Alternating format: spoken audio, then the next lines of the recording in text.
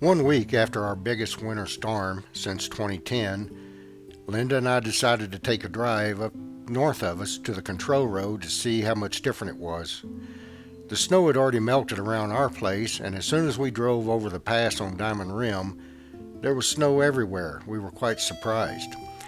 So, after we got past Whispering Pines, we drove up Verde Glen across the East Verde River here and to see what it looked like up in this area.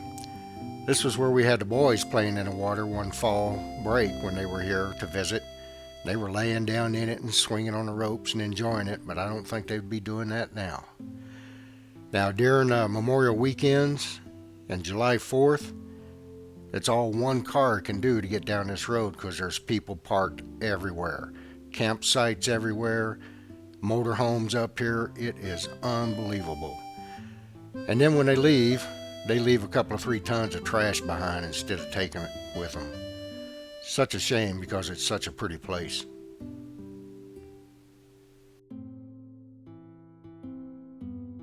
You can see the road splits here. The road to the left going up to residential housing that is also along the East Verde River. This road dead ends right up near the private property line. But this has some sites where you can pull off and camp, but it is also full of people during those weekends.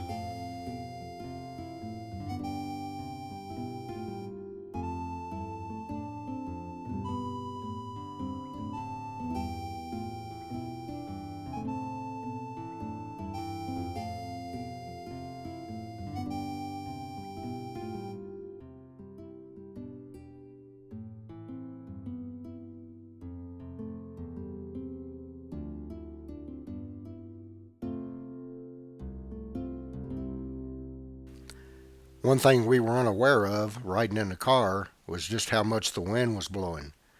When I stepped out, you could see the ponderosas were swaying back and forth to 30-mile-an-hour winds.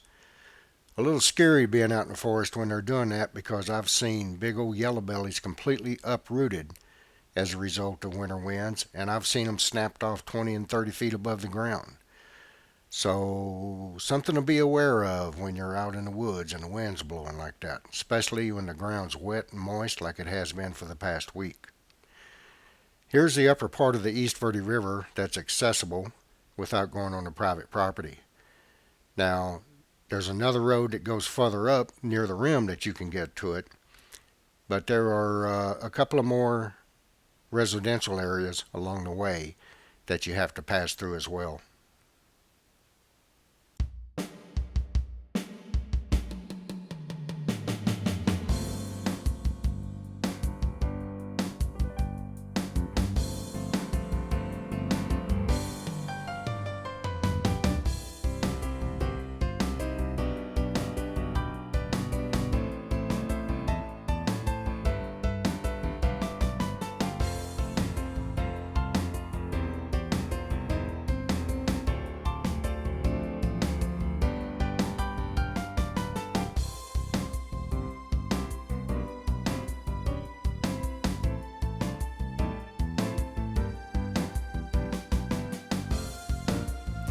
As we drive west on the control road, I'm going to double our speed up here a little bit, but still show you what the rim looks like up above us.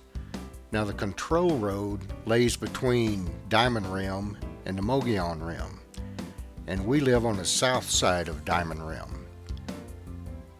And when you go over the pass between where we live and Diamond Rim, there's usually about a 5 or 6 degree temperature change immediately right at the top. From the town of Payson, you can see the rim off in the distance. It looks a lot bigger when it's got snow on it. And as we head back home, you get a good view of the rim off in the north, stretching for hundreds of miles in both east and west direction. As we head down Houston Mesa Road, you pass Shoofly Indian Village, which was there a little over 1,000 years ago. And then you begin to see Diamond Rim, which has no snow on it, between us and the Mogollon Rim. And then Little Diamond, which has a big burn area on it, is the mountain I'm usually taking my time lapse of. It's right outside our front window.